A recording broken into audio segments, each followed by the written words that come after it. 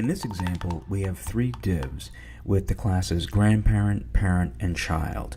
These divs are nested so that we get the effect that you see on the right. The element with the class of grandparent obviously has a dark red background, parent has a yellow background, and child has a green background, just to make it easier to see what's going on.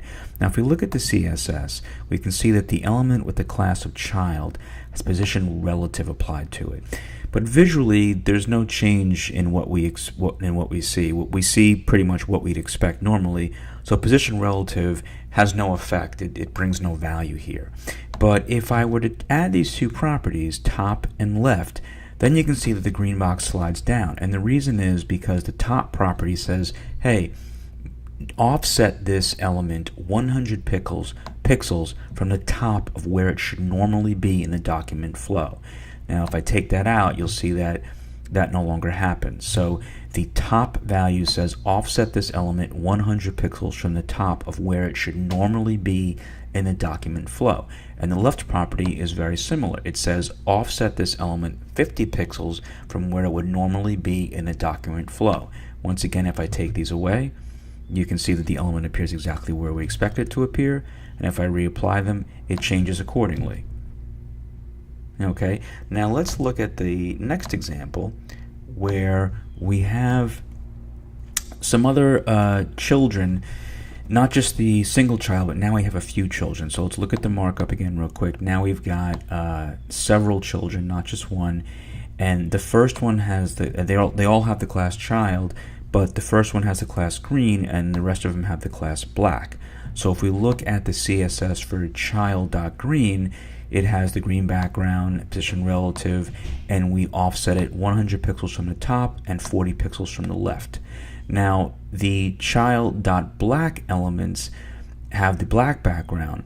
Now since the green box is nudged down 40 pixels or nudged or 100 pixels or offset 100 pixels from the top of where it should normally be in a document flow, you would think that the five child.black elements would slide down as well.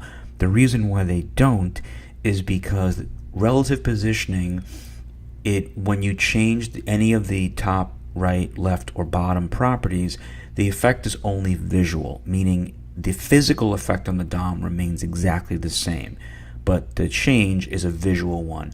So these five black boxes still think this green box is right above them where it should be, so they don't get pushed down any further. The physical effect that the green box has on the five black boxes is exactly the same as if we applied no positioning. It's just that the moving down and over of the green box is purely visual, and the green box still affects the DOM as if it were in the exact same place. Now when we look at one more example, we can see something very, very similar.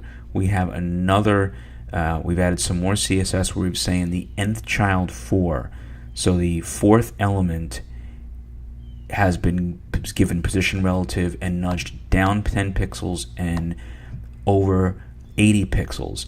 So it's very similar in that we've got these two elements that have relative position. They've been nudged out of their normal place, but the effect is only visual. You can see that these two black boxes still appear as if this white box was a black box and was still right above it. Its space remains the same.